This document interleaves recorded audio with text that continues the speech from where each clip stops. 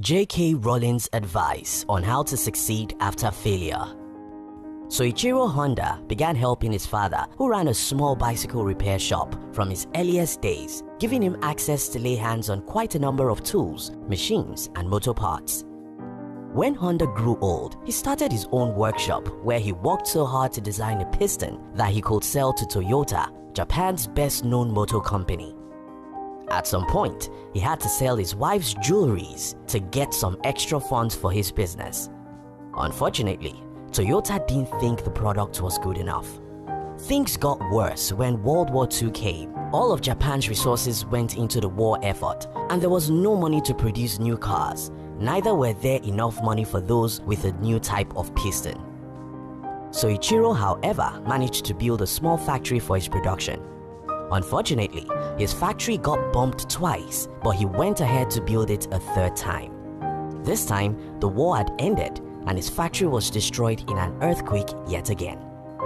However, Soichiro did not give up.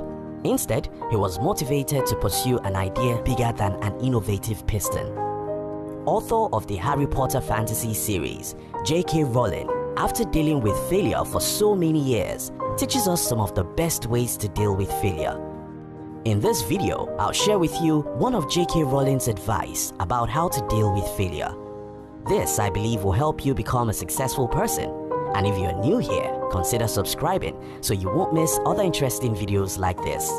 Now, according to J.K. Rowling, failure is so important. We speak about success all the time. It is the ability to resist failure or use failure that often leads to greater success. I've met people who don't want to try for fear of failing. Like success, failure is a good teacher and director. It is a part of every human's life. Besides, failure makes you better. Dr. Sam Collins, an executive coach and speaker, in an interview with Forbes, said, "We are taught from a young age that failing is bad and something to fear. I imagine everyone is scared of failing when it comes to going after their big goals and dreams. However, I also knew, though I resisted it to begin with, that I needed only to ask myself, what's the worst that can happen if you fail?" Why failure is important. 1. It pushes you out of comfort zone. Contrary to what a good number of people think, failure is not a step backwards, but a stepping stone to success. The fear of failure is something a good number of us deal with because, as Dr. Collins rightly said, we are taught from a young age that failure is bad. However, when we fail at something, we are able to overcome that fear, stretch ourselves, and reach for something bigger. 2. Failure is a redirection. When we fail, we are forced to evaluate the situation. Why did we fail? How did we fail? This makes us refocus or re-strategize until we find the right and best way to achieve success in what we are trying to do.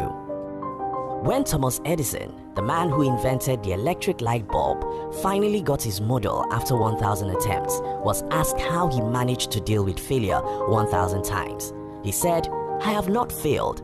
I've just found 10,000 ways that won't work." If we all viewed failure as Edison did, as a tool for redirection, rather than an outcome to settle for, then we'll understand how to succeed using failure as a tool to re-strategize. 3. It helps you discover your potentials. Failing at something gives you the strength to do better when the next opportunity arises. No one likes to fail twice at something. By pushing hard to do better than the previous time, you discover certain potentials you probably didn't ever imagine you could possess. To reach the great height you've always dreamed of, you'll have to deal with several obstacles, including overcoming failure. While doing this, you'll most certainly discover new traits and abilities that will open more opportunities for success. Colin Powell said, "There are no secrets to success. It is the result of preparation, hard work, and learning from failure."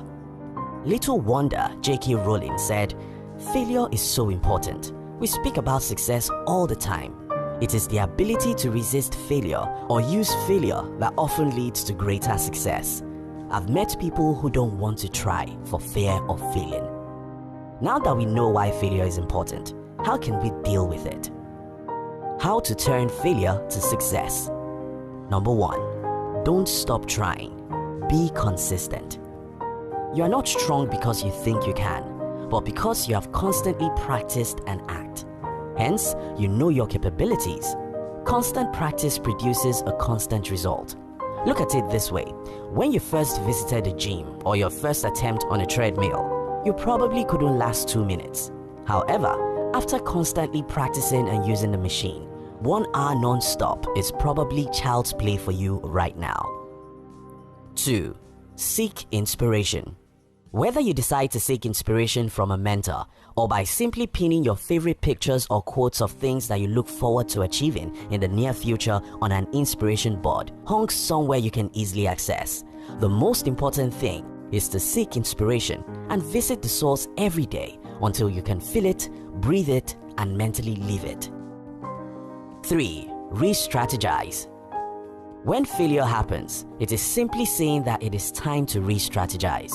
It's a time to look back at what happened, to figure out what works and what doesn't. As tough as it may be to give yourself another chance at trying it out and seeking opportunities that will make you succeed, it is important to embrace your new path and quit feeling like a failure. Refocus and redirect. Failure is so important. We speak about success all the time.